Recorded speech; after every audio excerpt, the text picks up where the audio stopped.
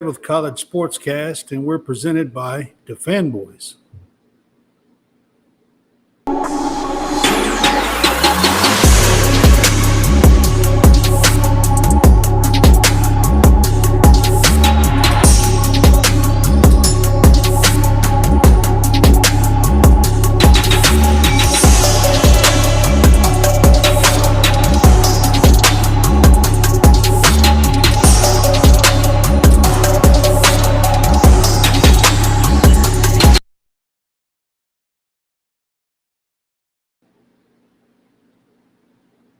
All right, guys, it's Brad with College SportsCast. Welcome in. We are going to be doing our news and hot topics show. We're going to talk about college baseball over the weekend. I've got Jason Harrison joining me now. So I'll get him pulled up here as he gets kind of situated. And we are live, Jason, when you get this and hear me. So, but Jason is going to be joining me, and we are going to be doing and covering all of the college baseball NCAA tournament that was over the weekend. The regions were this past weekend. A lot of fun games to watch. I watched a lot. Speaking of that, ESPN says that it was the most watched NCAA region rounds in like 10 years. It was up 37% from last year, from 2022. So there was a whole lot more people watching this time for the NCAA baseball region rounds, and there was some fun games to watch. Jason, did you get to watch any over the weekend?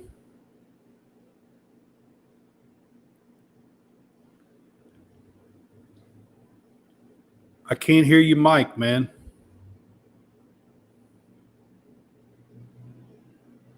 I can't hear you. Is your end muted?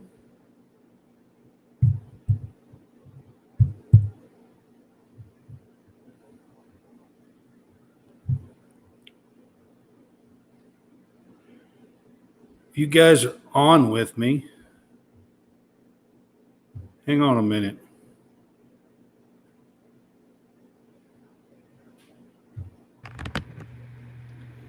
I want to say that. All right. I got you now, man. All right. I got you, Jason. Hey, we have to work shit out on the air. No doubt. All right. So I asked Jason, did you get to watch any of the baseball tournament over the weekend? I wasn't. Hey, can you still hear me? Can you hear me? Yep. Yeah, I can hear you. Yeah. Okay, you can hear me. Okay. Man, I got a chance to see some highlights. So, as you know, I'm in Little Rock, Arkansas, and so it was all about the Hogs, and the Hogs, from what I was seeing, didn't show up to play. Well, they sure couldn't handle TCU. I can tell you that. Exactly. TCU spanked their butt twice. Yeah, not by a little bit, by a lot. Yeah, by a lot. So, during the course of what I had going on this weekend, my uncles came from the back and it was like, yeah, Arkansas is down. And I'm not talking about just the baseball. Well, I mean, they played good. Besides, they just so TCU just swung the bats, man, and I mean they were just drilling balls. And I mean, the first game they played them, they beat them 20-5. And then they had a rematch yesterday, and it wasn't a whole lot better. I can't remember what the final was. It wasn't quite 20-5, but it was like 12-4 or something like that. Yeah, the word around was that the Hogs left their bats at home, and they literally TCU just lit them up. And Arkansas was the third overall seed in the NCAA tournament brackets. They were the third overall seed. So there was a few surprises, and we'll kind of get to that. First of all, I got it up on the screen. If you're with us, joining us, welcome to College Sportscast. We are presented here at Bluegrass Brad's, sponsored by. That's what's sponsored by at the bottom. That's me, a small business that I run here. So that's what's up on the screen. But welcome to College Sportscast. But all right, so we'll go ahead and we'll dig into this college baseball stuff. There was some surprises. TCU had been, from what I know, they had been playing well. They had been swinging the bats well. Still was a surprise that Arkansas couldn't hang with them. The season that Arkansas had, Man. That was a surprise. I'm going to be honest with you. My biggest surprise was probably Auburn. Auburn finished the regular season and the SEC tournament in the top four, and was playing really well. Got an overall 1 seed and hosted the region as a 13 as the 13. And God, they just stunk it up. They lost both games overnight at home to, Penn and teams that they shouldn't have lost to. I really thought Auburn's region was one of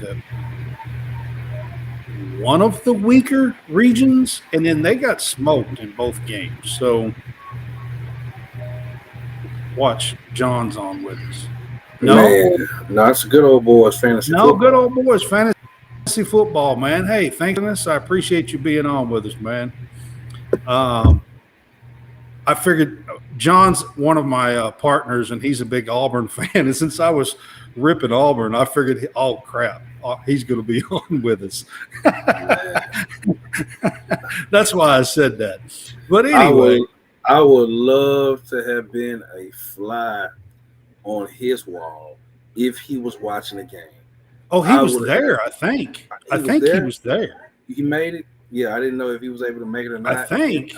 I know he made it to the SEC tournament a couple of games. I'm not sure if he – but I'm not sure if he was there for 1 or 2 of the games. They only got to play 2, and they got beat in both.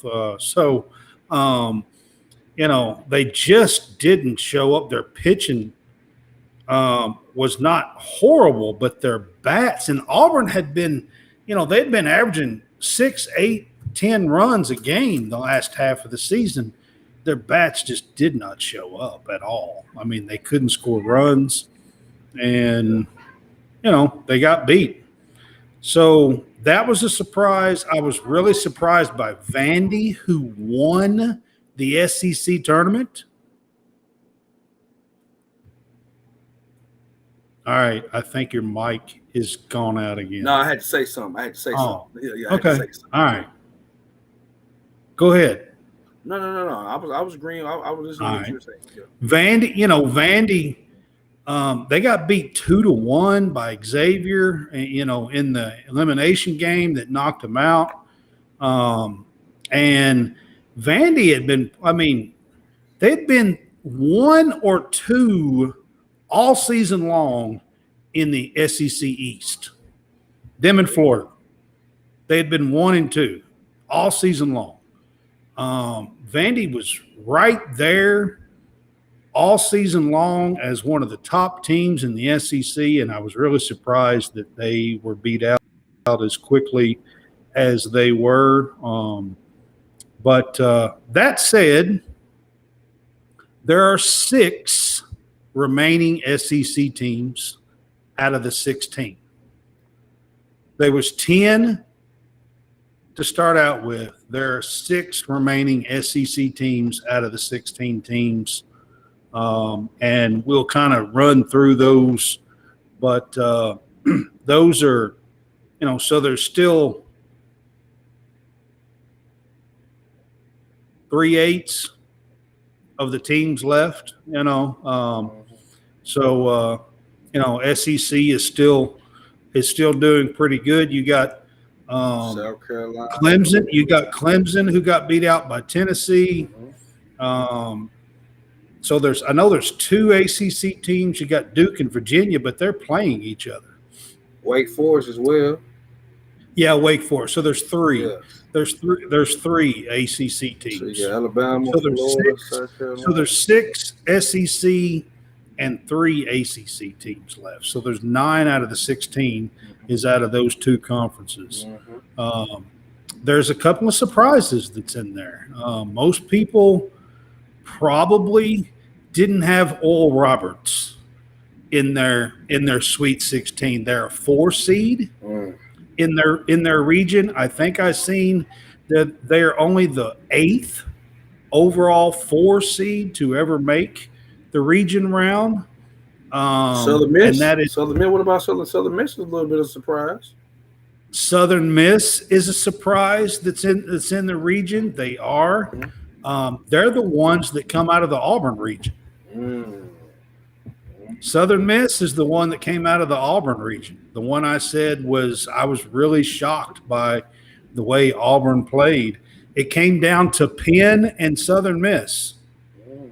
And Southern Miss did just enough towards the end of the game to win, and they're moving on to the regional.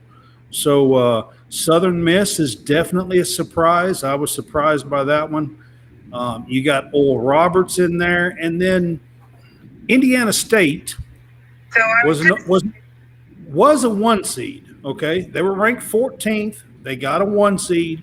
So I'm not saying that they are a terrible surprise, but I don't think when the season started that a lot of people had the Sycamores in the top 16 teams.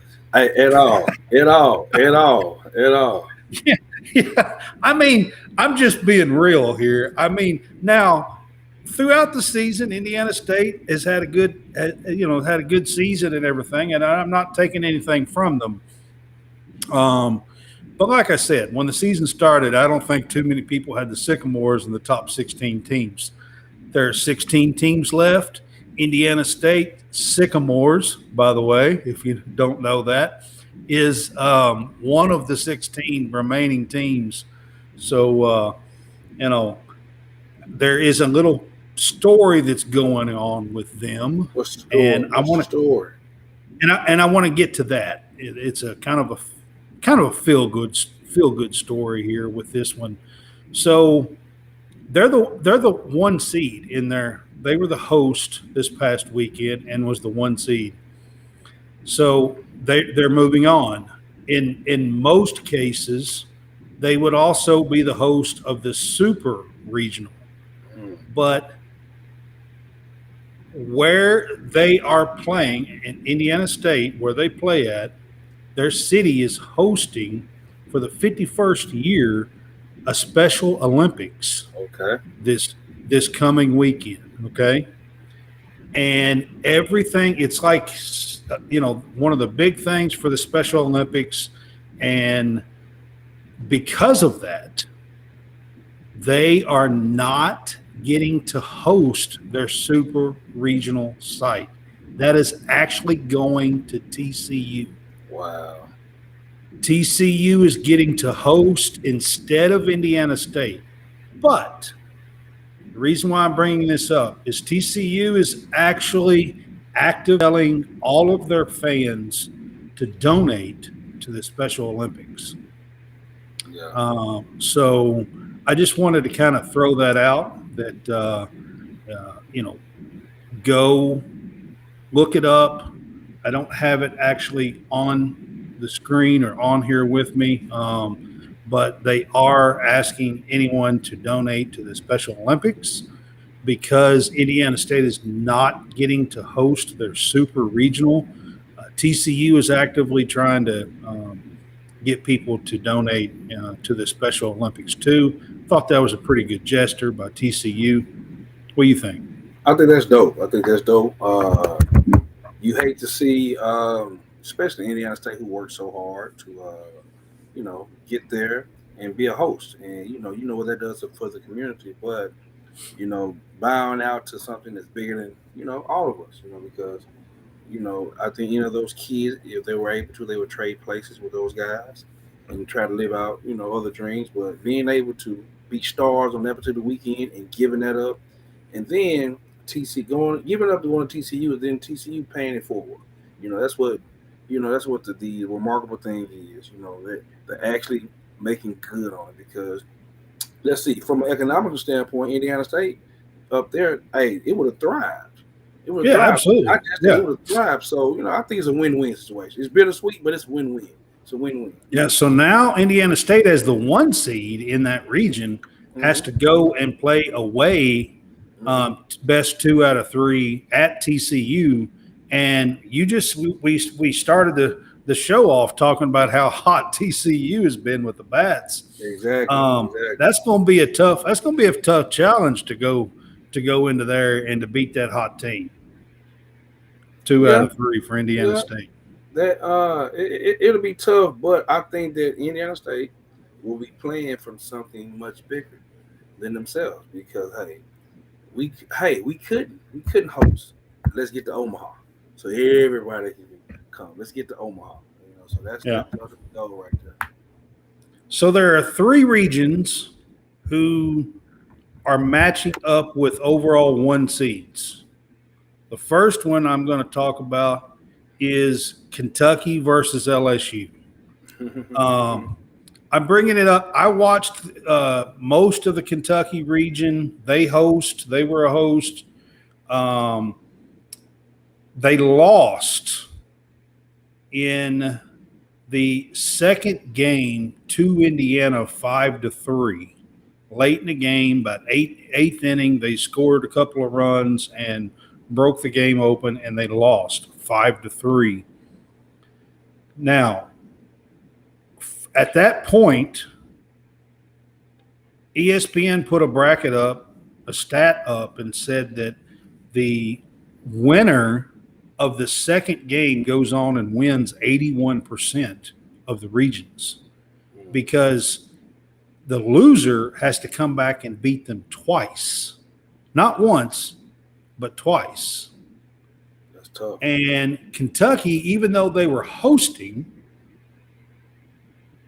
did accomplish that feat. 19% of the time it happens, and Kentucky was one of those 19% of the times. And they come back and beat Indiana twice, beat them on Sunday and beat them on Monday, and won their region last night. That is the second time that their coach has taken them to the region, hosted the region, and the second time that they have won their region. So I'm pretty proud to say that they are going, but they are having to go to LSU. Okay? Who is the preseason #1 team, by the way. Pretty tough. Has probably the top 2 Major League Baseball picks. The draft is coming up fairly soon, and LSU probably has the top 2 picks on their team. Paul Skeens and, the big guy that crushes the ball every time he comes to the plate. You think so? You think they got the top 2 picks? They've definitely got the 2 of the top 5. I can guarantee you that. I guarantee you that. But yeah, they may have the top 2 picks. It's going to be a challenge for Kentucky to try to beat LSU in Baton Rouge. The region starts Saturday, 3 p.m. Eastern time in Baton Rouge, and it's Saturday, Sunday, Monday if necessary, best 2 out of 3. So that is that region. Then we're going to, I'll talk about the next region is going to be Duke versus Virginia. Virginia was the 7 overall seed. And this region starts on Friday. There's 4 that starts on Friday and 4 that starts on Saturday. This one is Friday at noon Eastern time, and then Saturday and then Sunday if necessary, best 2 out of 3. All right. And then the next one is going to be Oral Roberts versus Oregon. Now, Oral Roberts was a 4. I think Oregon was a 2, if I'm not mistaken. I don't have it pulled up right now. They definitely were not the number 1 overall seed in that region. But it is being played in Eugene, Oregon, and it is a Friday at 8 p.m. Eastern Time, Saturday and Sunday if necessary. Oral Roberts, I do want to say one thing. Oral Roberts is one of the hottest teams in baseball. They've won 21 straight games.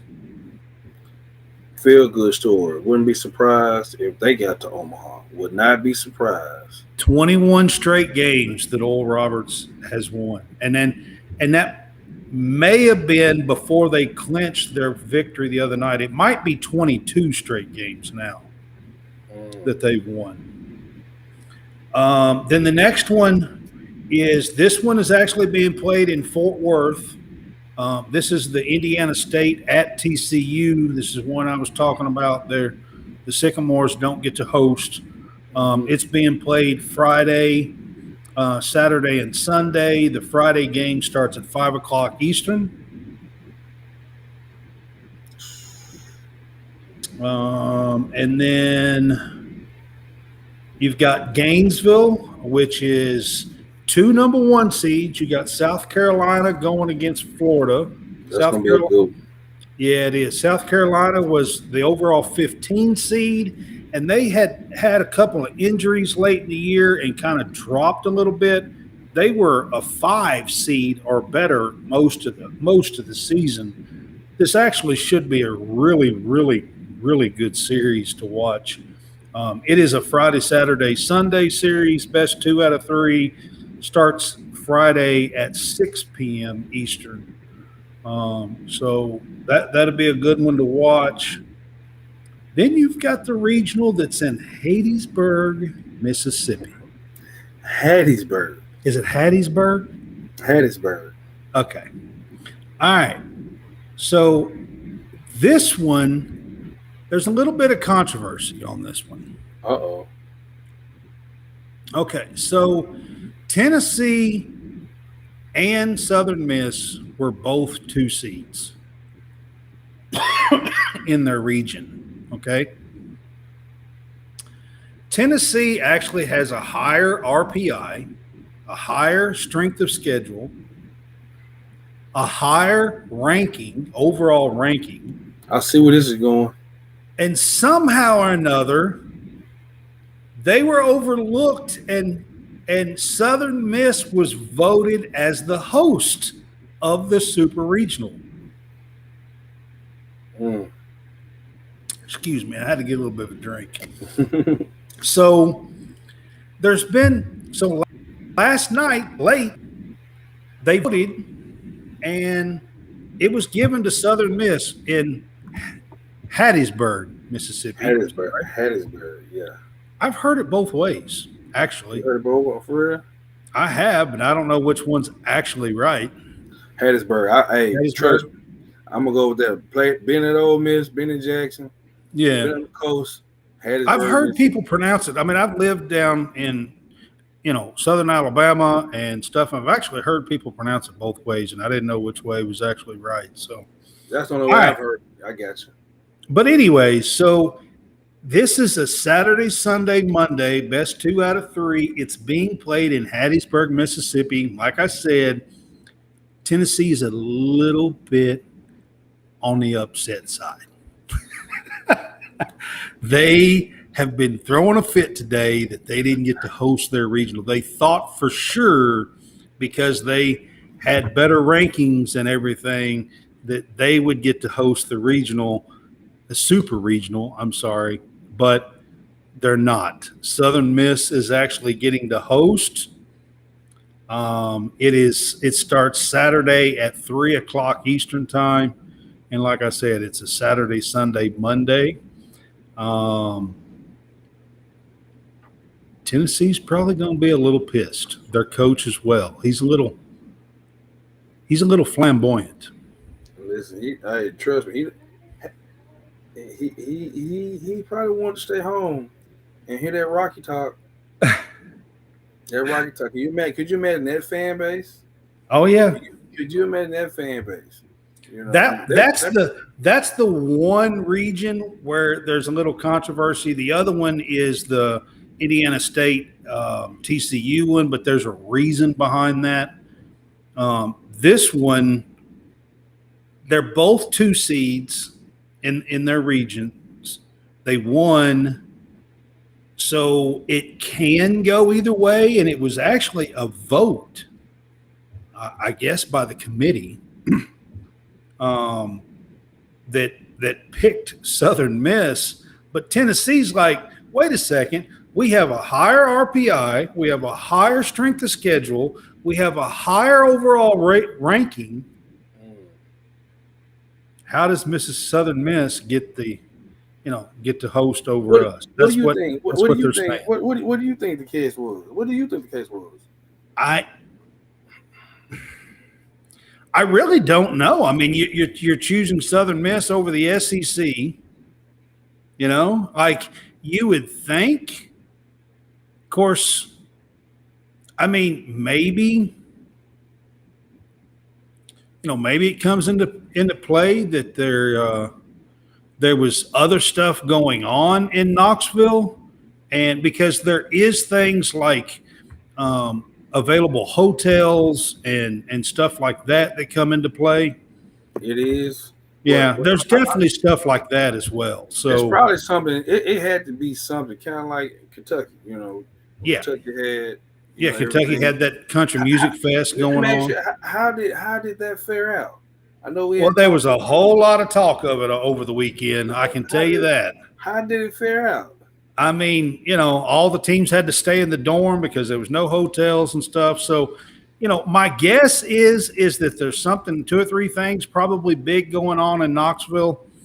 Hattiesburg is a small town. I mean, it's not that big. I have driven through there mainly because I went there on purpose because that's where Brett Favre's from. So, yeah, I had to go see the home place of Brett Favre when I was down there. So he's growing up, or not really growing up, but as a young adult, he was my favorite. So, anyways, I have been there one time just to kind of go see where Brett Favre is from. The gunslinger. Where the gunslinger was from. Man. That was.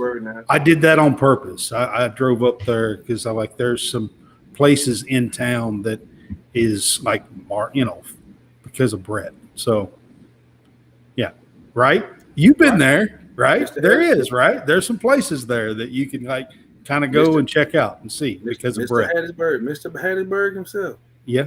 Absolutely. And Southern Miss. He played right there at Southern Miss. So Mr. Hattiesburg himself.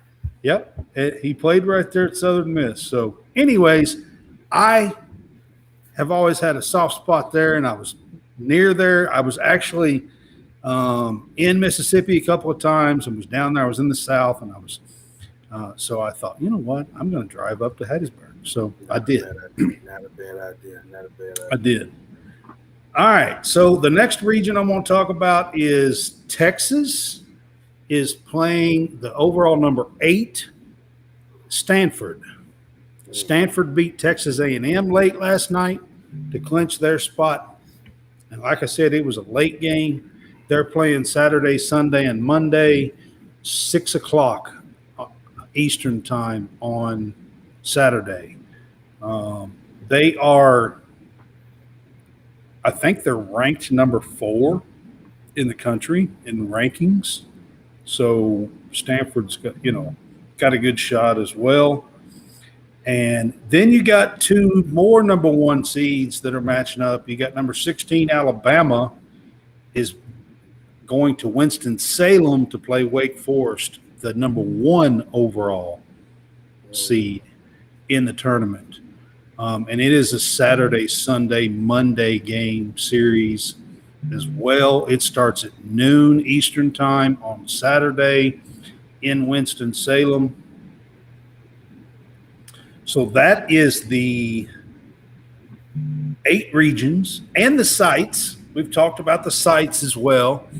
One, it's a little bit of controversy. One that had to be given up because of the Special Olympics with Indiana State.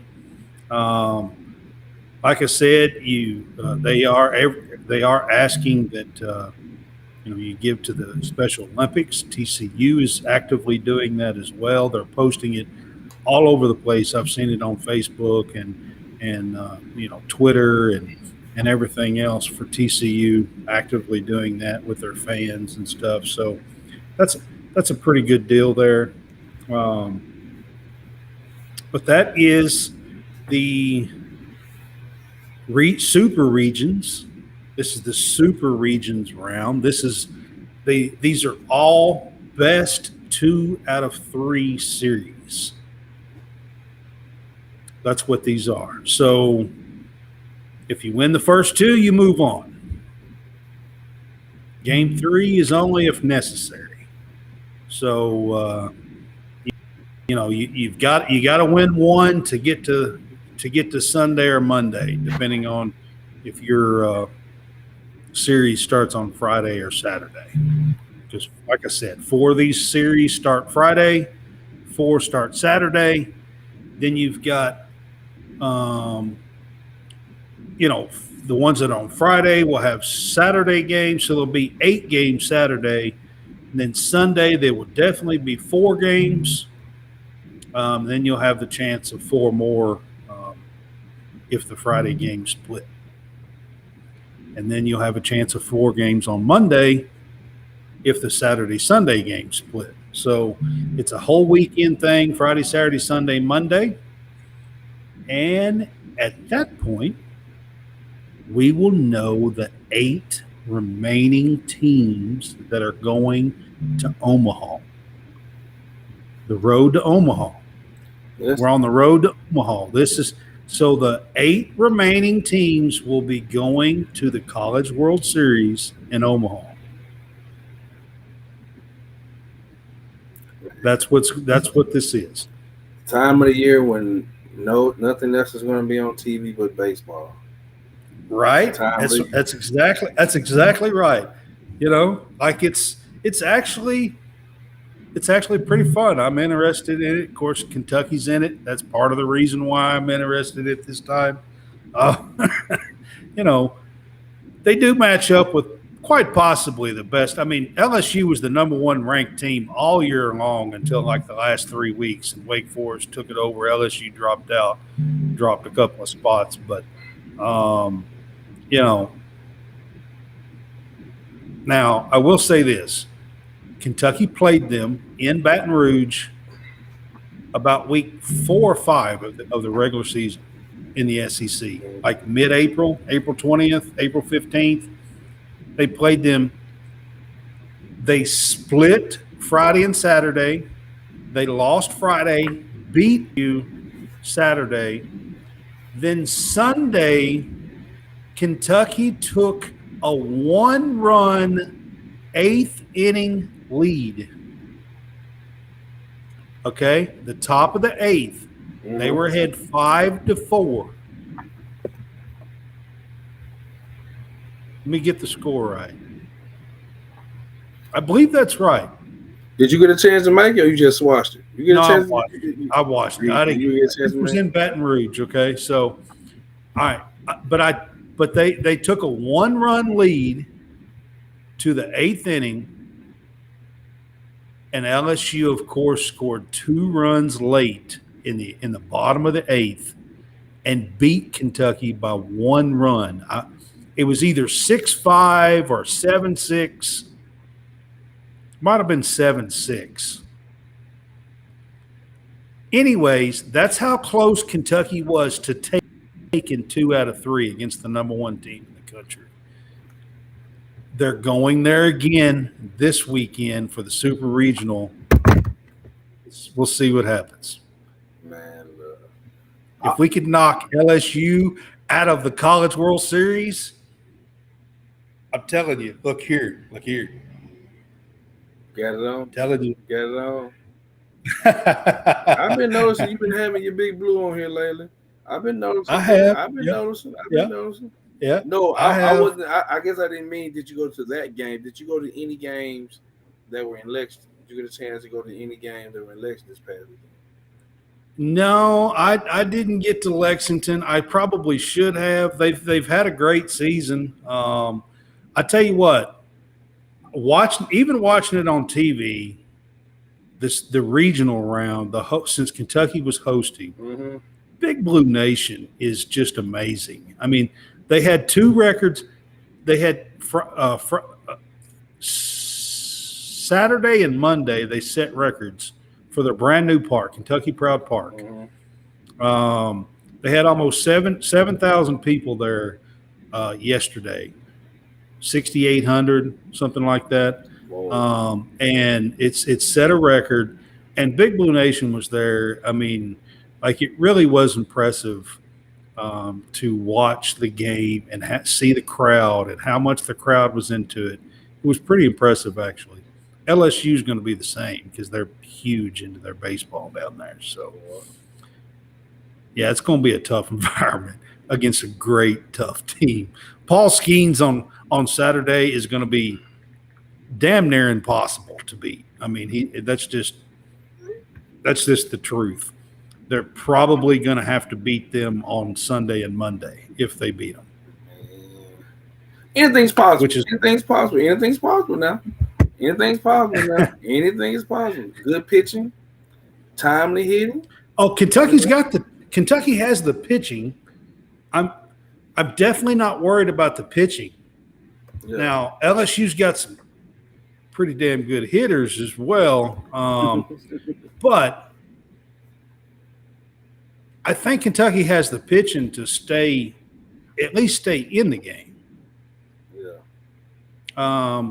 Now the Paul Skeens start, I mean, he's just been almost unbeatable this year. So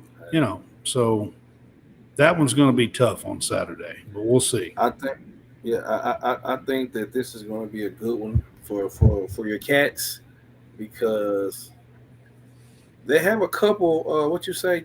Top 5 picks on their team, and if I'm a pitcher, I want to see them. I want to show my stuff against somebody who's considered. Hey, Zach Lee is right up there. I don't know what Mangione is going to do. I don't know if he's going to match up number one pitcher for number one with Skeens, or if he's going to put him as the second day starter, the Sunday starter, and try to beat LSU on Sunday without Skeens, their top pitcher. I'm not exactly sure what he's going to do yet. It's either that or he'll go head-to-head with Zach Lee against Skeens and see if we can't just beat him on Saturday. Why not? Why not try to get the first one out of the gate? Because you get the first one, you put all the pressure. You get the first one. If you can beat Skeens on Saturday, all the pressure. I'm telling you, man, you're in the driver's seat. All the pressure. Exactly right. You're in the driver's seat. But that's why I'm right here talking to you, and they're doing what they're supposed to do up there. We don't know what they're going to do. No, I don't know what he's going to do. Like I said, I don't know if he'll pitch. Zach Lee is a great pitcher. I watched him the other day. He's had a great season. He's been one of the top pitchers in all of the land all season long for Kentucky. And they've got more. They got Darren Williams and a Moore kid. I mean, Kentucky definitely has some pitching. So they I think they can stay with them as far as that. Now, the hitting, Kentucky has timely hitting and great base runners. That's what they have. So they manufacture runs. They scored 2 runs the other night to win a 4-2 game. Okay, yesterday they scored 2 runs off of 1 single and 2 walks, and scored 2 runs that inning because they stole bases and had sacrificed flies and scored 2 runs off of 1 hit and 2 walks. And That's all you need. But that's all you need. That's all you need. And they've done it well. And they've done that all season. That's what they do well. So, all right. So since me and you've been on, we'll get to some college sports news now. So since me and you've been on, the SEC announced their 2024 college football schedule is going to stay at 8 games. They are doing away with divisions, and I wanted your reaction to that. I said that way back when. When I learned, when I seen it come across, I was like, I know that we're going to talk about that. I think to me, with the and if I'm not mistaken, they would be joining next year. It's next year. It's 2024. Yeah. So I think they had to kind of do that because, like we were saying, somebody was going to get left out doing something. And so if you do away with the division, now you just going by the top records. Alabama, Georgia, Tennessee. So what they're doing is they're breaking them down over a 10-year span. Okay. Yeah. Yeah. So they're putting them in categories like a top, a middle, and a bottom. So if your overall record is in the top, then you're going to be matched with mostly the top teams. Mm-hmm. If your overall record is in the middle over a 10-year span, you're going to be matched with mostly the middle teams. If your record is in the bottom, then you're going to be matched mostly with the bottom tier teams. And so, now I'm not saying all your games is coming from that. You definitely are going to have to play 1 or 2 out of each, out of each tier. Yeah. But your 8 games, you're probably going to get about 4 or 5 of them from your tier, whatever your tier is, whether it's, top, middle, or bottom. And then you'll get 1 or 2 games apiece out of the other 2 tiers that you are not part of to make up your schedule. That's what the SEC is planning on doing. So once again, what do you think about that? I mean, it makes sense. I do like the way that they are kind of breaking down a 10-year plan with a schedule like that and looking at your overall record, kind of putting you in tiers like that. And, you get, like I said, out of the 8 games, you'll get 4 or 5 a year. You get about 4 games out of your and 2 and 2, basically. That way there's balance in the schedule. Okay. You get what I'm saying?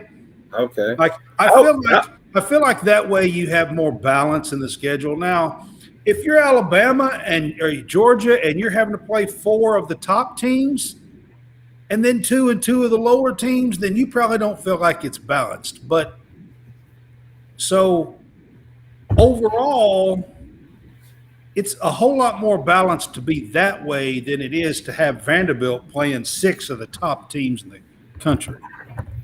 Okay. Now, if you get what I'm saying. Now that the total number of SEC teams, I'm trying to break it. It's going to be 16. 16. I'm not saying including with Texas and Oklahoma. It's 14 now. So it'll be 16. So does this year count as a 10-year? Yeah, I think it'll count. So Texas and Oklahoma will only be getting 9 years. Well, so I think Texas and Oklahoma is actually they're looking at their schedule the way they have played the last 10 years, or they will in 2024. Gotcha. They're looking at their schedule the way they played the last 10 years in the Big 12. So now I'm playing their overall schedule. Gotcha. So I'm playing devil's advocate now. What are the top tier teams? If it's 16 teams and we're breaking it down, So I know Alabama and Georgia and I think LSU and Oklahoma um, Alabama, Georgia, LSU, Oklahoma.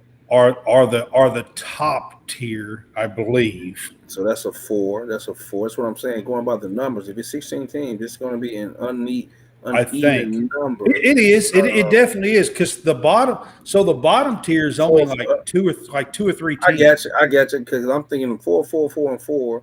It's like that's going to be hard to do. Because I was like, who will be the top 4, and then who will be that middle 4, or that middle 8, or that last 4? It just depends. It's going to be very interesting how they do So things. you wouldn't believe it, but Tennessee's closer to the bottom than they are to the top in a 10 If year. you're speaking overall, because they just got started getting good. Yeah. Seriously, So they are. yeah, They're yeah, like 41% win percentage over the last yeah, 10 years. yeah. So it's one of those things that it's crazy. It's crazy, and where you can be in that. If you're in that lower tier and just say you get hot, and then I mean, how do they decide?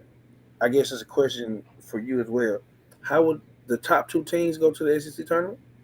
Yep. The top two overall teams go to the SEC tournament. Now, And this, and my this is thing just for is this. football. I don't know Is how it you do tiebreakers when it comes to that because you're not same record? playing everybody. So You I'm don't saying play everybody. you could have the same identical record as well. So are you So doing if this you just got three teams that are tied at 6-2 mm, and none of the three teams have played each other, mm, how the mm, hell do you say, okay, we're picking this team to go play as the second? So you got a 7-1 team or an 8-0 team and three 6-2 teams. Okay.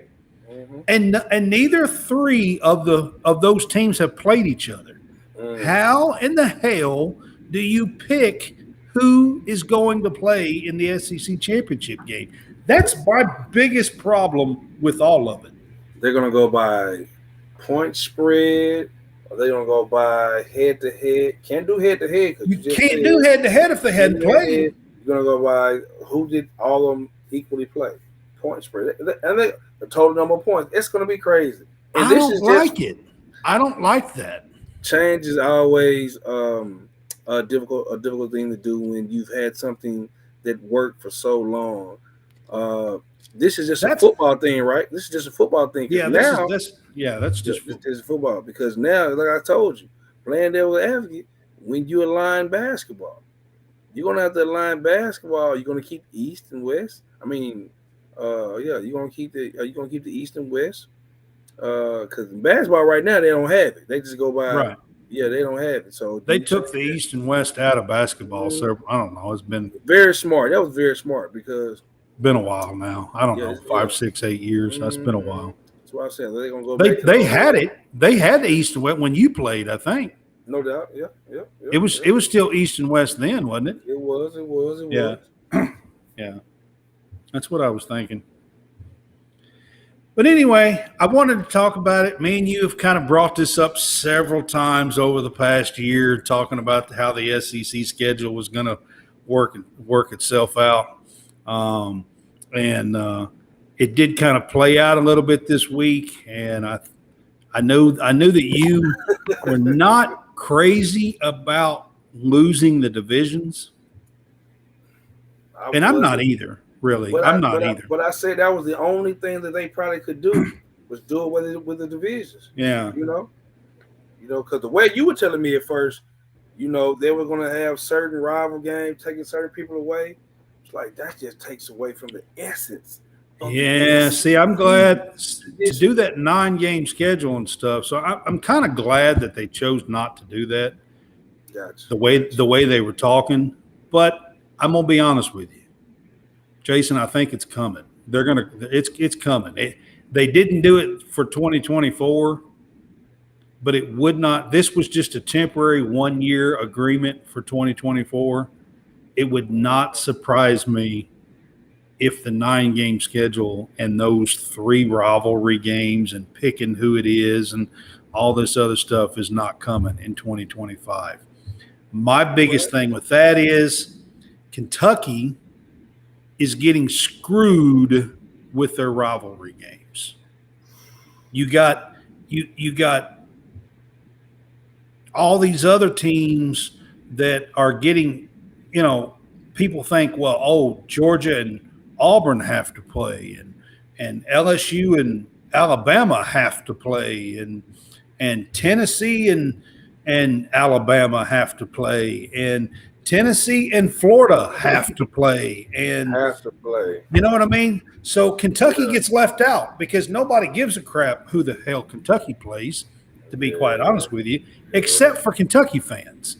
You know that. And it actually pisses me off because our biggest rivals is Tennessee, Vandy. Those are our neighboring state, and it always has been. We play if we don't play Vandy in 2024, okay, it'll be the first time that we have not played Vandy since 1952. All right, that game right there is tradition. You got to keep that game. Do you hear what I just said? It'll be the first time that Kentucky and Vandy have not played since 1952. 52. That's a long time. Okay? That's a long I mean, I'm just telling you, as a Kentucky fan, people are like, well, it doesn't matter. Kentucky can play South Carolina, or they can play Missouri, or they can play. No, we can't. That's not our damn rivals. You know what I mean? Yeah. Like, it irks me. So that's what I don't like about it. I like what they agreed to way better than where they're probably going. Yeah. Because I feel like Kentucky's getting screwed out of it. Kentucky probably won't be the only one getting screwed now. There's going to be a lot of other people that's going to be screwed now. If it's going the way you said it's going to be going. So, I can concur with what you're saying. But, man, I can't wait. I can't wait to see Texas and Oklahoma actually come over to the SEC and have things actually play out. I'm so interested to see just exactly what Texas does in the SEC. Oklahoma, I feel like while they may slip just a little bit, I still feel like Oklahoma will probably be one of the top 3 or 4 teams year in and year out in the SEC. I think Texas will. I'm just not 100% sure. I'm say this. He just got another commitment from another top quarterback, right? He just got another commitment. Watch this now. I'm not sold on Sark as a coach. I'm sorry. I'm just not. I can understand that, but you know that he's a great recruiter. Great recruiter. He gets the dudes, man. He does. That's all I'm saying.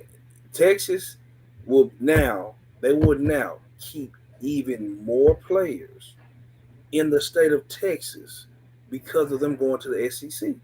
He will. And if Sark gets to stay and everything, if he's there, I mean, and I'm not saying, I'm just not sold on him as a coach. And I said the exact same thing when he was at USC. And guess what happened at USC? He had the extra stage left. I'm just saying. Hey, the same can be said about Lane Kiffin as well. Now, the same can be said about Lane Kiffin. Listen. There was several of those USC guys that was done the same way. And Kiffin and Sark, and there was a couple. There was a few of them. Yeah, there's a few of them. That was done the same way. I'm just not sold on Sark as a coach. I really. I believe that Texas, and I could be wrong, but with such rich of a state that Texas is, I think he's going to find it very difficult to go up against the Alabamas and the Georgias and the LSUs and the Texas A&Ms every year, year in, year out. I think you're going to see him lose more of those than he'll win. That's just my opinion. They had Alabama beat this year. And what happened? A play here, a play there. They had Alabama beat this year. I'm just saying. I think you will see you will see that they will lose more than they win when it I comes to think playing those top games. I think, and this is me playing. You know me, I love playing devil. I think it would be a lot more It's just higher. listen. I'm trying to Yeah, have a yeah. strong I opinion know, here. I I'm know, I trying to have a know. strong opinion here. I know you are, and I keep saying, I believe, the folks in Texas would throw around those dollars and hire away some of those coordinators from a Georgia, from a Alabama, you know, from a Tennessee, just to have ties to other states in recruiting. I think that's what because Texas for so long was just worried about the Big 12, trying to get to the Yeah, college. Now when and you're in SEC, they mainly recruit Oklahoma and Texas, and that's probably about it. I mean, they used to. and They so used being to. and being in the SEC, you know you have to have a long arm to be Yeah. able to reach out and go get the ones who are up north, who are in California. And you know, like I know, I don't know if you've been to Austin. Austin is a beautiful, beautiful city. And any young man who goes down there and sees Austin, it's like, you know what? I can do Austin. Because Austin is different. It's different than Dallas, different than Fort Worth. Austin, if you have not been to Austin, Brad, I've not been to when you get a Austin, chance, Texas. when you get a chance, go to Austin. You be like, okay, I see what Jason was saying. It is nice out here. It is nice. My Okay. 18-year-old self would have been out here. And so that's what I'm saying. They have a city, not just, most people have college towns. They actually have a college city, not just town. Lexington's pretty damn nice too, college town. Well. Hey, I'm going to say you're a little bit biased. I'm going to say I'm that. I'm just going to say you're a saying, little bit biased. I'm I'm probably a going whole lot. we'll say you're a little bit biased, but like I said, Probably a whole lot biased. Austin is very, very nice. It's one of those up and coming cities that people don't know about. And like I said, hey, think about it. Think about this. All right. Kevin Durant went to Texas, and he was from the DMV. He did. He is from the DMV. Didn't win, but he went to Texas. Hey, listen. He's one of those benefactors that's in the state of Texas. I'm sorry. Did that come out? I'm sorry. Well, I mean, hey, you just told the truth. You didn't say a lie. Okay. All right. So I'm going to talk about our Linktree page. I got it up. You can scan that code there to the right of the screen. This is where you can go and find all of our platforms that we're on. We're on Facebook, and we're on YouTube, and we're on Apple and Spotify and iHeartRadio, and I have a TikTok and an Instagram and a Tumblr, and you can also find our True.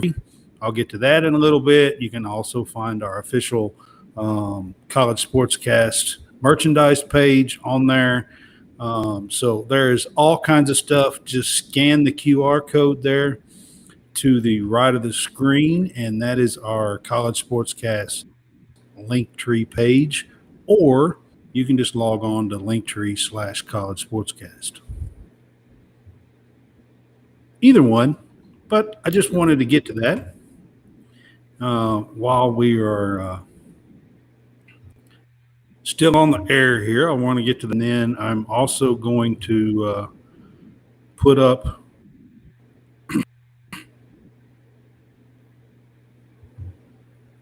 this one's it. Yeah. Put up the Real Fresh channel. This is Howie Fresh, a friend of ours, defenders. And he is also part of the Let's Talk Sports and Sideline Sports, which is rolling on the bottom of the screen. We're now part of that. And Howie is a part of that as well. So I'm going to let him talk here about his channel, the Real Fresh channel.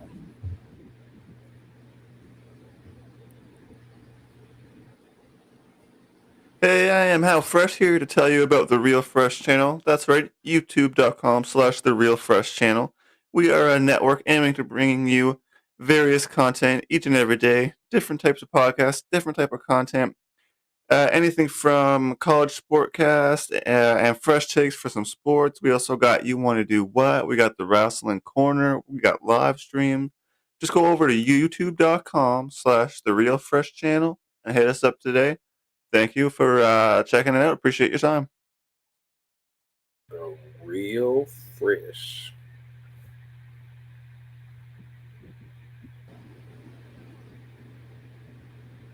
All right, guys, that was Howie Fresh at the Real Fresh channel. We are featured on there on Sundays when we are having our Sunday shows. We are not currently having our Sunday shows. We are kind of winding down our very first season, quite a long season, if you want to know the truth. We have covered football, basketball, and baseball season for college sports. We started doing this actually in August. We actually started the college SportsCast around the 1st of September when the season started. But we done a few things before that was called something else. And then we settled on this and started doing the college sportscast around the 1st of September when the season started. But so we've done pretty soon, we will do our last show. I think it's set for June 27th. Will be the final show of season 1. And if I'm not mistaken, it'll be episode 124. That's something right there. That's something. Ooh, Right, a lot Jason? of content. Yeah, I'm pretty sure it'll be episode 124. All right, so I'm going to get our True Victory up on the screen. True Victory is our veteran-owned sportswear company that we are proud to be a brand ambassador for.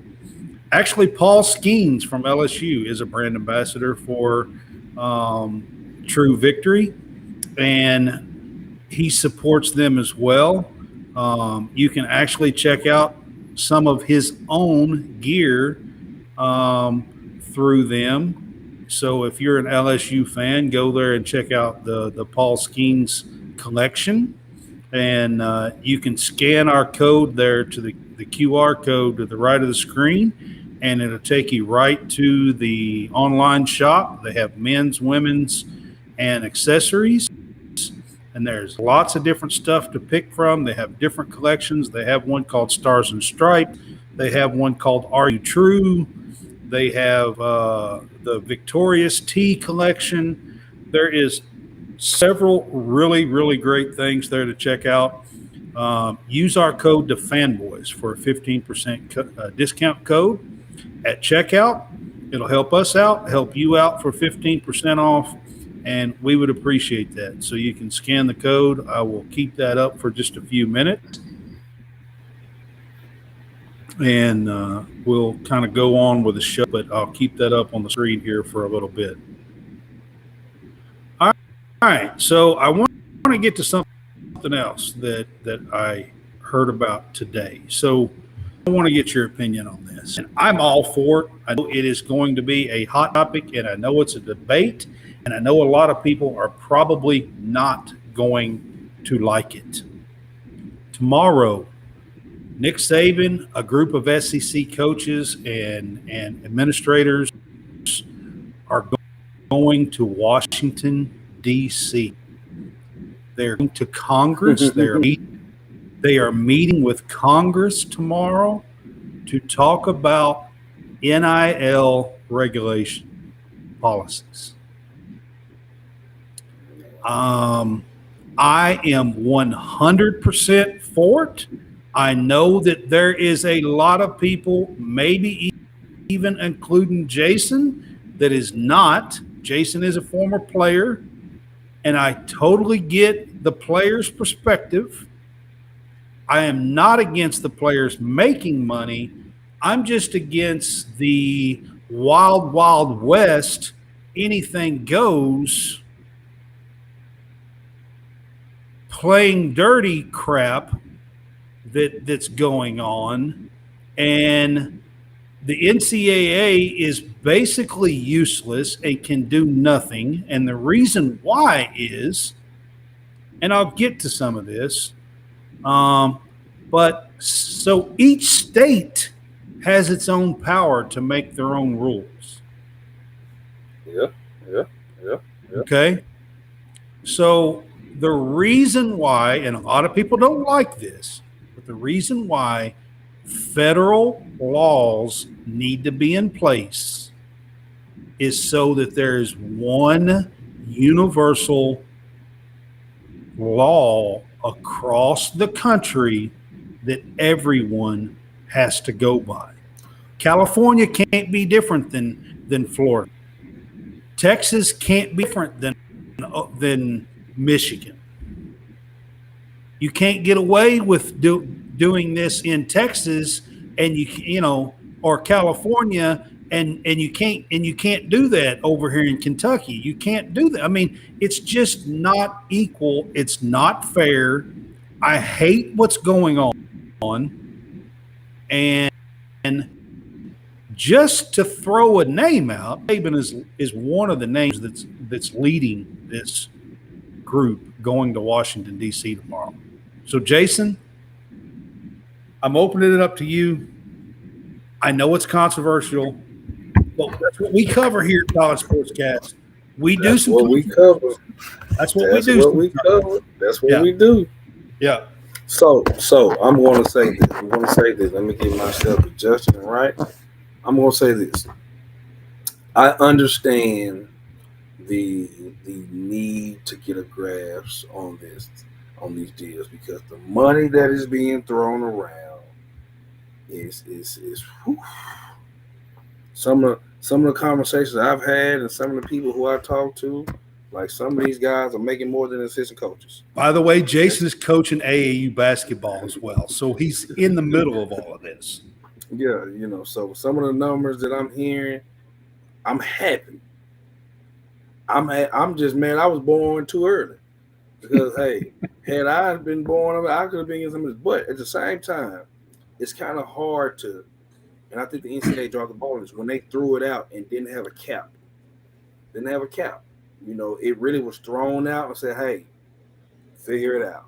So people say, well, the government shouldn't be involved. Well, I hate to tell people this, but the government's the one that opened the door. It wasn't the NCAA.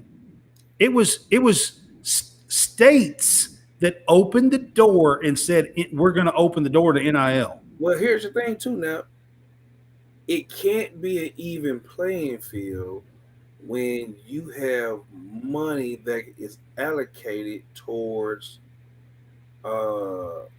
athletes in different states. You can't control that. You can't control how Brad might donate his money to Kentucky. You can't control the way Jason would donate his money to Ole Miss. If I said, hey, Ole Miss coaches, I have $2 million and I give you $2 million, right? Put together the best team you can, right? That $2 million might not even be enough.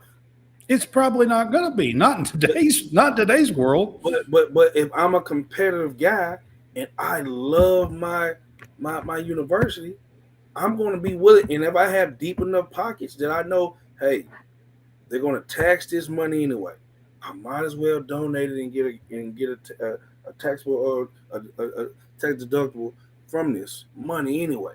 I might as well get that. I'm going to throw it, but it's kind of hard to me. It's kind of hard to put a cap on it, and I think that's what should have been done, or where you can't exceed $5 million. So I just want to throw this out there. There are so many people that say that the government shouldn't be involved.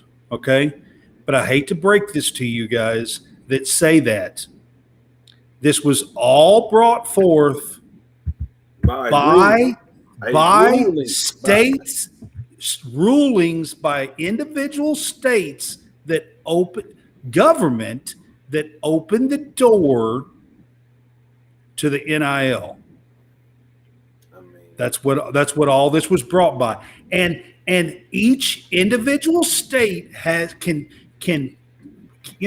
can set their own laws and everything, and it makes no sense. It makes no sense. It's not equal. There's no guidelines that are set that can match, that will be the same for TCU as it is for USC. There's no guidelines that'll be the same for Indiana as it will be for Michigan. There's no guidelines that are set that's going to be the same for Charlotte compared to Western Kentucky. You know what I mean? But Brad. Once again, I'm gonna play devil's advocate. This has been going on for years anyway. Now it's just out in the open, and now kids are choosing to do something else.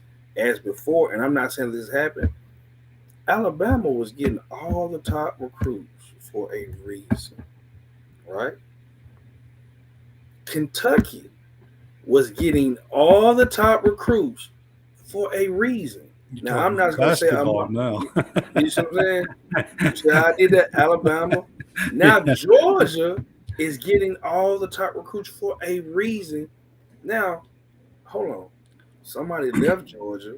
I forget the kid's name. He left Georgia and went to USC and has a luxury apartment, something he didn't have. And so now the problem is that the kids are making the choices based solely on money now, which to me is a ball game changer, because now what they're not talking about. Yeah, but Jason, if the federal government puts in federal laws across the board that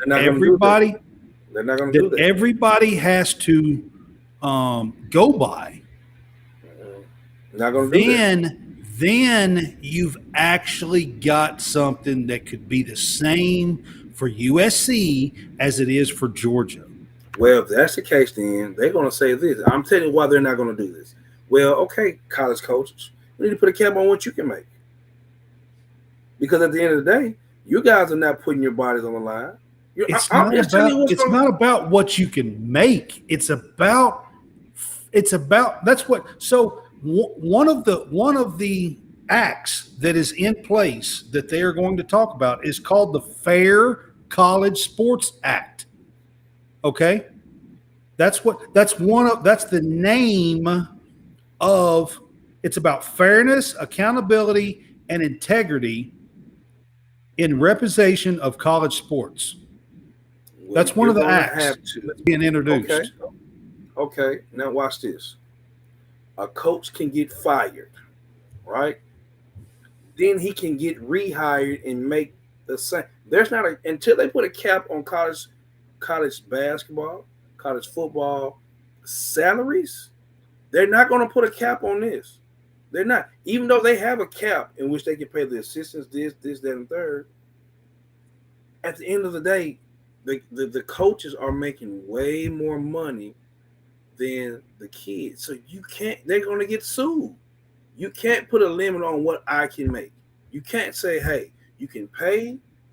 Jason, I'm gonna run through. There's 5 acts they're trying to pass. Okay, one of them's the Fair College Sports Act, the one I just mentioned. Okay, one of them is called the College Sports NIL Clearinghouse Act, and that is the one that can enforce penalties.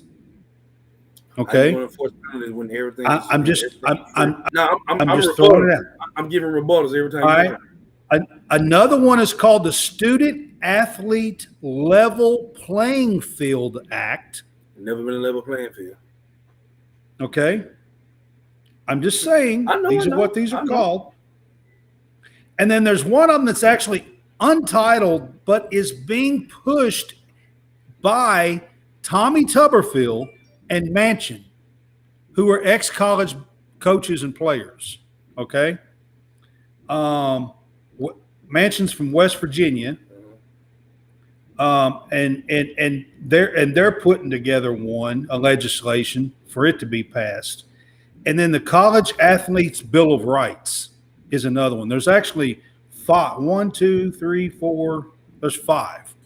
There's 5 different bills that are trying to be put in place to control and to monitor the NIL. And I'm all for it. I'll be honest with you. I'm all for it. I know you are against some of it. I know you are. I'm against all of it. But I'm against all of it. But I'm all for it. Well, I mean, none of this would even be in place, period, if the government didn't get involved to start with and open the door well, per state. well, if Because the NCAA sure as shit wasn't doing it, Well, and you know they wasn't. well, they wouldn't, and The NCAA was not going to open that door. and they were getting billions and billions of dollars off college athletes. You know, and I know that this would not be in place if it wasn't for the government. The NCAA was not going to open that door. Well, that I believe, and I believe all players would have walked out and not played anymore. They may have, but I'm telling you, the NCAA was not going to open that door. Why? Tell me this. And I know, since we're talking about it, why did the NCAA stop fighting? Because they're powerless. Because Okay. the federal government, I mean, not the federal government, the state governments took control and they don't have any power left. That's the reason why there's no regulation. They can't do anything about it. But okay, now that you can't regulate it, okay, this is, to me, this is how you solve it. I'm gonna tell you, this is how you solve it. This is how you solve it. You put that money in a trust, right, and make them earn it. Well, hey, you got this, but you got to set parameters on what they can do. Don't put the money in a trust. The problem is they didn't have an idea. That's the idea. Put the money in a trust. Hey, you gotta get your college degree, or you have to complete such and such in order to get this money. Now that you I have no problem with paying a player for for play. Okay. Mm-hmm. My biggest problem right now is that it is being used for recruiting and it is being used. Listen, and that's wrong. It's always been wrong. Jason, you can have your opinion if you want, but it's always been wrong and against the law to recruit that way. Okay. It's wrong. It's wrong to lead players to certain universities because of money. And I'm talking about like, so, in North Carolina passed that they're going to go down to high school kids. You're talking about now kids that coaches can say, hey, we want this 14-year-old. And they're going to go down to these 14, 15-year-old kids. And for 3 or 4 years, they're going to give them some handouts along the way for 3, 4, 5 years and give them some handouts and do everything that they can do to lure them to their program and to their university. And I'm sorry, but that's bullshit. I hate it. It's bullshit. I hate it. Absolutely. I mean, you're coming from an era in which everything was earned and not given, right? I came right behind you. Yeah. I came right behind you in that same era. Okay. But when you look at certain things, before you say anything, let me finish. When I was at Ole Miss, I was just happy to be at Ole Miss. I didn't have the mindset of a Fab Five. I didn't understand the way they were thinking. Okay, now Brad, and tell me this. If there's a Brad jersey being sold in the arena, right, and you look up and it's at least, you signed at least 500 jerseys, right?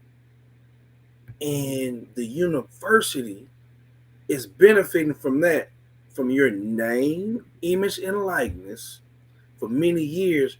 But Brad has to wait on his per diem or his parents to send him some money to eat.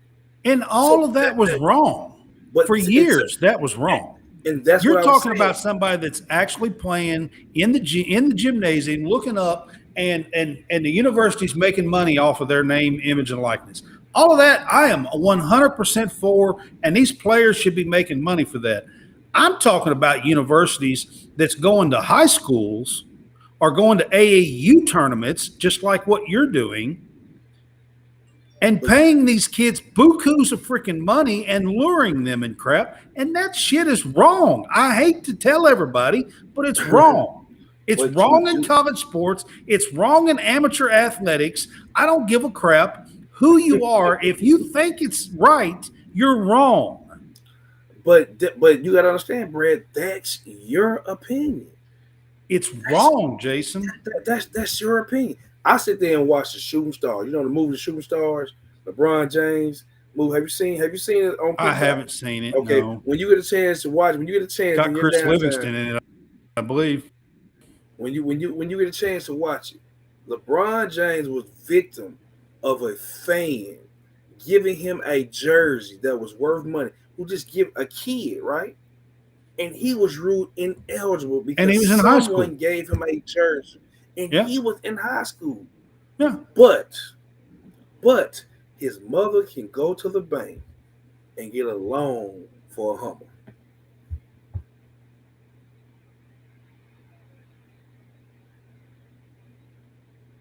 Because LeBron James. Because he was LeBron James. Because he's LeBron James.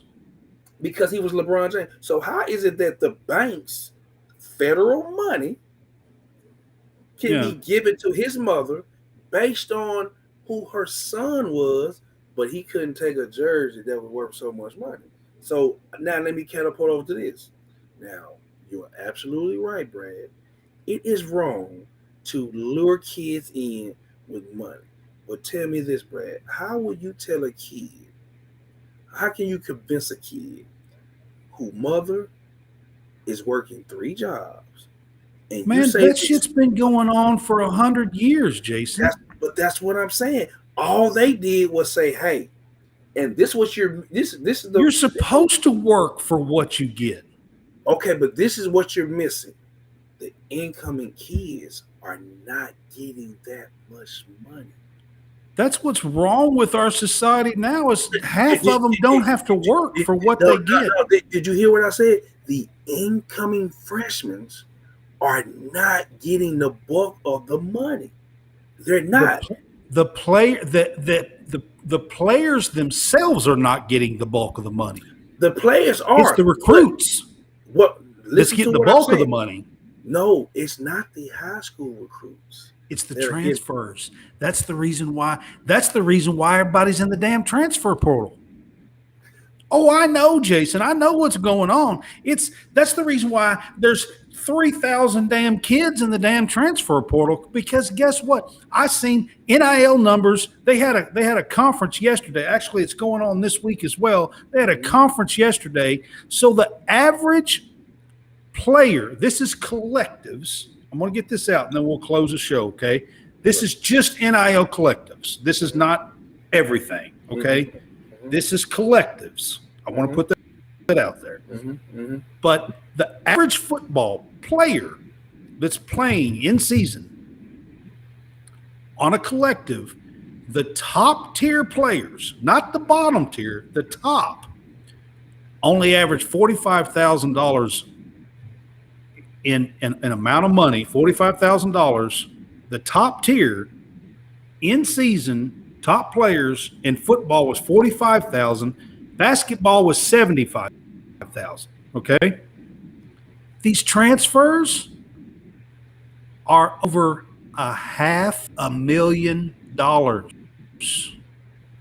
The ad for football and basketball in the transfer portal to lure them to the new school are averaging over $500,000, and the player in season themselves are averaging $45,000 and $75,000. Now, tell me that there are not some damn regulations that need to be going on. But Brad, you gotta understand too. I mean, that's They're ridiculous. it's things that you're not seeing that you do know that certain kids are not getting all that. If it was 100 kids in the portal, which is more than 100 kids, only about 30 to 40 of them are getting those big numbers. You see what I'm saying? It's not Yes, everybody. those Yeah, big numbers yeah, are the yeah, top. yeah. They're Those top. are the top kids. That's Yeah, not the yeah. bottom kids. That's on the Those top. big numbers that I So just are everybody, the yeah, yeah. top So kids. yeah. So everybody's not getting that. Depending, because some people are getting 5, some people are getting 4, some people are getting 3. You're exactly right. See, I have no problem with that. The only problem I have with it sometimes is you're giving these kids and their parents as well. Sometimes these kids are getting 70, 80,000 a month. But if you broke it down and only gave them 10% of that a month and made them put the rest of it in a trust, they could regulate it a lot better. You see what I'm saying? Because coming Maybe. in, you see what I'm saying? I'm Coming not in, saying I'm not yeah, saying that there are it, not some ways that you can regulate it. There is, and yeah, that's not way, that's not a terrible idea. but it's hard to put a cap on it. It's hard to ask the federal government to come in and put a cap on it because they don't want to run the risk of getting sued. So now you're putting the and I'm saying and you're right on some aspects of it. It's crazy, but what are the college coaches making is crazy. I mean, Jason, that's why there's so many kids in the damn transfer portal. But everybody doesn't get anything in the transfer portal. We're only talking about the few. Remember this. We're talking about in the transfer portal. We're talking about the 1, 2, and 3% of the transfer portal. That's it. That's it. We're talking about the very top. That the numbers that I just spit out. Yes, Some yes. of the 1%, 2%, and the 3%, Yeah. because they go down as far as tier. Everybody's not getting a bunch of money. Only a few of them are getting a lot of money. But so a kid. I mean, I'll throw out a name. Hunter Dickinson, been playing at Michigan. Okay, Yeah. Hunter Dickinson from his collectives. Okay, at Michigan, probably made $40,000, $50,000, $60,000 from his collective playing at Michigan. He puts his name in the portal, and Kansas offers him $2 million. So, I mean, Brad. So as a player, okay, he's worth $50,000 or $60,000 in season as a player to your university, exactly. And so now, what your university has the opportunity to do, they have the opportunity to match that. If they want to match it, then we allow him to just say, "Oh, you know what? I'm gonna put my name in the portal and just take the highest damn bidder." You tell me. Name, image, and likeness was not invented and talked about for that reason, Jason. It just wasn't, and know I'm right. Okay, Brad. Name, image, and likeness was exactly what you just talked about being in the stands and them profiting off of your jersey name, the name, your likeness, your signatures, doing all these signings and stuff.